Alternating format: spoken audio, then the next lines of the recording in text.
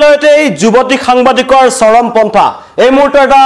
ডাঙৰ খবৰ জনাইছো যে গুৱাহাটীৰ খ্ৰীষ্টান বস্তিত এটা ব্যক্তিগত পৰ্টেলৰ কাৰ্যালয়ত এগৰাকী কৰ্মচাৰীয়ে যুৱতী সাংবাদিক আছিল চৰম পন্থা বাছি লৈছে আৰক্ষী উপস্থিত হৈছে পুৱা 6 বজাত সেই যুৱতীগৰাকী নিজৰ কাৰ্যালয়লৈ আহিছিল আৰু কাৰ্যালয়তে অতি ৰহস্যজনক অৱস্থাত যুৱতীগৰাকীৰ মৃতদেহ উদ্ধাৰ কৰা হৈছে ব্যক্তিগত পৰ্টেলত কৰ্মৰত আছিল সাংবাদিকগৰাকী কাৰ্যালয়ৰ ভিতৰতে চৰম পন্থা লৈছে মহিলা সাংবাদিকগৰাকীয়ে আৰু বিয়লি ভাগলৈকে সাংবাদিকগৰাকীৰ ৰীতি আছিল নাম হৈছে ঋতুমণি ৰয় মোৰ পিছফালে আপোনালোকে দেখিছে যে এটা পৰ্টেলত কাম কৰিছিল আৰু যুৱ সাংবাদিক আছিল ঋতুমণি ৰয় মৃত যুৱতীগৰাকীৰ ঘৰ হৈছে গুৱাহাটীৰ কাহিলীপাৰাত ঘটনাস্থলীত উপস্থিত হৈছে যুৱতীগৰাকীৰ পৰিয়ালৰ লোকসকল আৰু ঘটনাস্থলীত উদ্ধাৰ হৈছে এখন সুসাইড নোট তেখেতে লিখি থৈ গৈছে যে এটো হত্যাকাণ্ড নহয় তেখেতে চৰম পন্থা নিজে বাছি লৈছে ঘটনাস্থলীত উদ্ধাৰ হৈছে আৰক্ষী উপস্থিত হৈছে আৰু কাহিলীপাৰাত ঘৰ আছিল আৰু কি কাৰণত এই ঘটনা সংঘটিত হ'ল সেয়া এতিয়াও ৰহস্যৰ আৱৰ্তত কিন্তু খ্ৰীষ্টান বস্তিৰ যিটো পূৰ্বোদয় ভৱন আছে সেই পূৰ্বোদয় ভৱনত এই ৰহস্যজনক ঘটনাটো সংঘটিত হৈছে আৰু অতি পৰিতাপৰ কথা যে 5 ডিসেম্বৰত এই যুৱতীগৰাকীৰ বিয়া আছিল 5 ডিসেম্বৰত বিয়া আছিল আৰু এই কেইটামান দিন থকাৰ অৱস্থাতেই হঠাৎ যুৱতী সাংবাদিকগৰাকীয়ে চৰম পন্থা বাছি লৈছে কেইবাটাও কাৰণ পোহৰলৈ আহিছে মই জনাই আছো আপোনালোকক নিজৰ কাৰ্যালয়ৰ ভিতৰতে ৰহস্যজনক অৱস্থাত উদ্ধাৰ কৰা হ'ল বিয়লিলৈকে ডিউটি আছিল আৰু সহকৰ্মীসকলে প্ৰথমতে প্ৰত্যক্ষ কৰিলে এই সাংবাদিকগৰাকীৰ মৃতদেহ এটা ভয়ংকৰ ঘটনা চাঞ্চল্যকৰ ঘটনা যেটো পূৰ্বোদয় ভৱন আছে খ্ৰীষ্টান বস্তিৰ এটা ব্যক্তিগত পৰ্টেল আছে তাতেই এই যুৱতীগৰাকীয়ে কাম কৰিছিল নাম হৈছে ঋতুমণি ৰয় আৰু সেই যুৱতীগৰাকী পুৱা 6 বজাত নিজৰ কাৰ্যালয়লৈ আহিছিল মৰ্নিং ডিউটি আছিল বিয়লি ভাগলৈকে তেওঁৰ ডিউটি আছিল কিন্তু আহি নিজৰ কাৰ্যালয়ত ভয়ংকৰ ঘটনা সংঘটিত কৰিছে আৰু এখন সুসাইড নোট তাৰ পৰা উদ্ধাৰ কৰা হৈছে তেওঁ লিখি থৈ গৈছে সুসাইড নোটখন য'ত তেওঁ কিছু ক্ষেত্ৰত নিজৰ পিতৃক দোষাৰোপ কৰিছে কাৰণ তেওঁৰ বিয়া আছিল 5 ডিসেম্বৰত আৰু পিতৃয়ে তেওঁৰ পৰা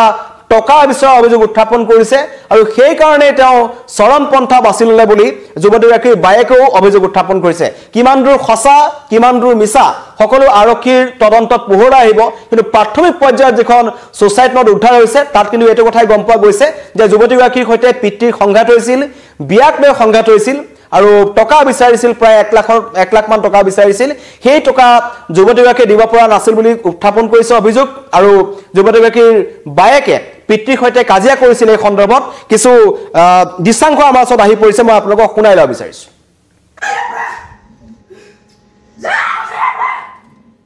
ইমান ধুনীয়াকে বজাৰ সমস্ত কৰি এতিয়া 5 তাৰিখে বিয়া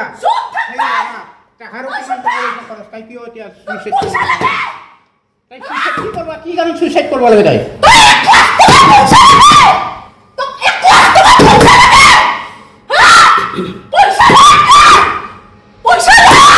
মোর তুই মল্লি ভালো ছিল সব পয়সা করে পয়সা তাই সব পয়সা করে তুই কইবো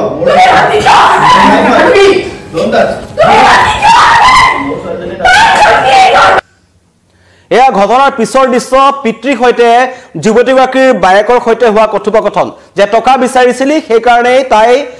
চৰম পন্থা বাছি লৈছে তেতিয়া পিতৃয়ে মন্তব্য কৰিছে যে হেতু চৰম পন্থা বাছি লবলগীয়া কথা নেকি তয়ো লাগিলে মৰি যাব লাগিছিল এনেকুৱা ধৰণৰ মন্তব্য কৰিছে আৰু যিজন পিতৃ তেওঁ হৈছে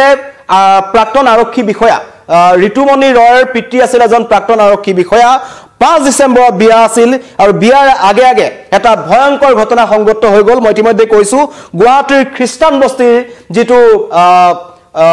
পূৰ্বোদয় ভৱন আছে তাত এই ভয়ংকৰ ঘটনা সংঘটিত হৈছে মই পাৰিলে পুনৰ এবাৰ পিতৃ আৰু বায়েকৰ মাজত যেটো মন্তব্য আছিল বা যি তেওঁলোকৰ কথোপকথন হৈছে হেতু পুনৰ এবাৰ আপোনালোকক শুনাবলৈ চেষ্টা কৰিম কিন্তু এই ভয়ংকৰ ঘটনাটো সংঘটিত হৈছে খ্ৰীষ্টান বস্তিত পুনৰ এবাৰ সেই মন্তব্য বা বায়েক আৰু পিতৃৰ মাজত যি মন্তব্য আছে শুনাব বিচাৰিছো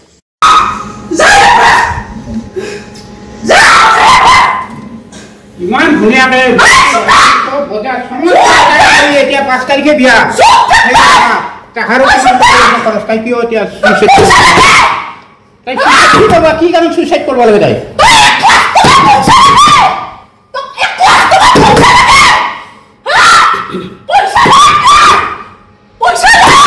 মোৰ তুই মল্লি ভালো ছিল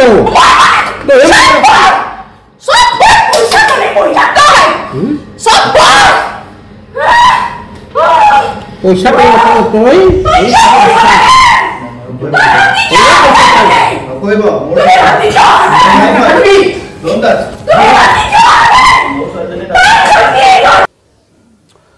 যুৱতীগৰাকীৰ বায়েক আৰু পিতৃৰ কথাৰ পৰা গম পোৱা যায় যে তেওঁলোকৰ ঘৰত কিছু সংঘাত আৰম্ভ হৈছিল বিয়াখনক লৈ টকা পইচাক লৈ কিছু সংঘাত হৈছিল আৰু হয়তো তেওঁ মানসিকভাৱে ভাগি পৰিছিল ঋতুমণি ৰয় আৰু তাৰ পাছতে এই চৰম পন্থা হয়তো যুৱতীগৰাকীয়ে বাছি লৈছে কিন্তু এইটোৱে কাৰণ নে অন্য কিবা কাৰণ আছে সেয়া আৰক্ষী তদন্ততে পোহৰলৈ আহিব যেটো প্ৰথম ভিডিঅ' আমাৰ ওচৰত আহিছে কাৰণ কিছু সময় পূৰ্বে সেই পূৰ্বোদয় ভৱনত খ্ৰীষ্টান বস্তিৰ পূৰ্বোদয় ভৱনত এই যুৱতীগৰাকীৰ বায়েক আৰু তেখেতৰ পৰিয়ালৰ লোকসকল উপস্থিত হৈছে তাত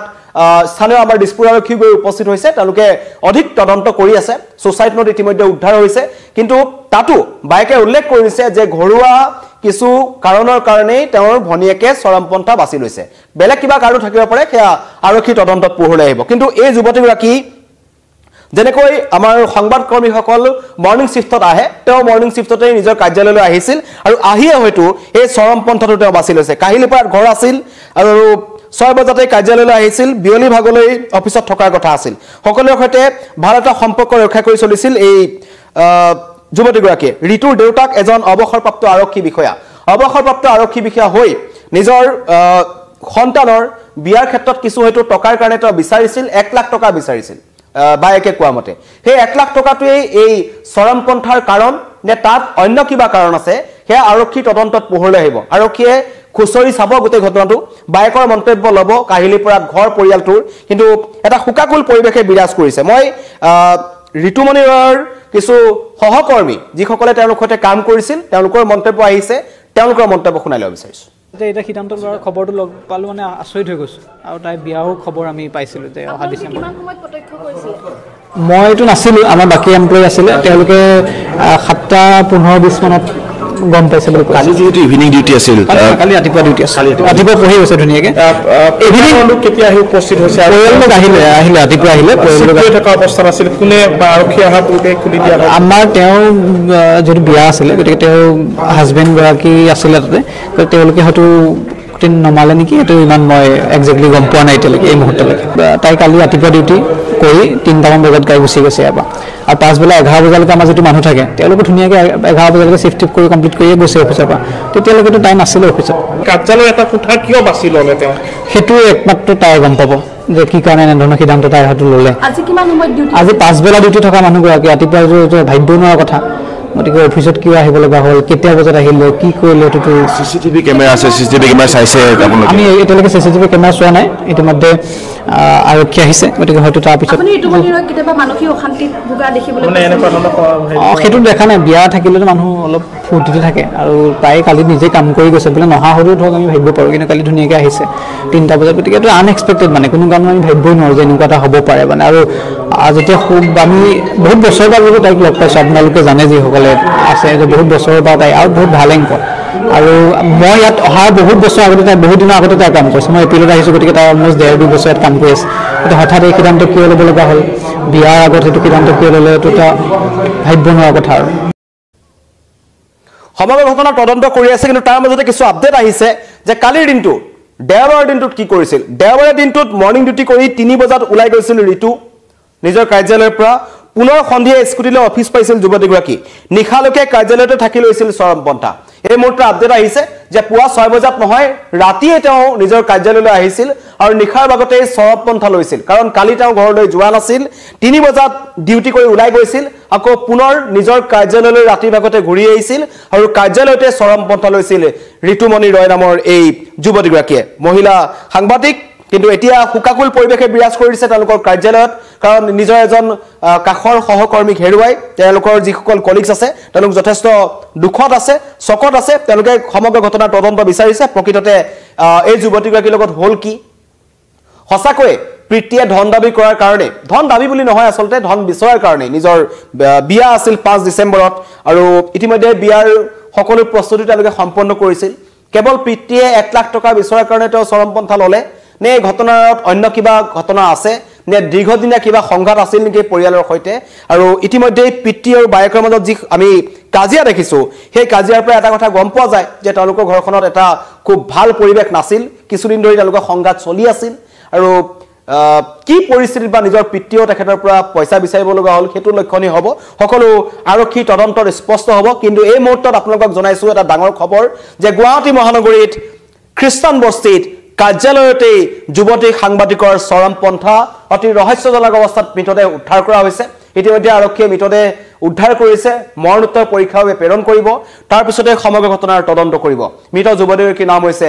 ঋতুমণি ৰয় ধন্যবাদ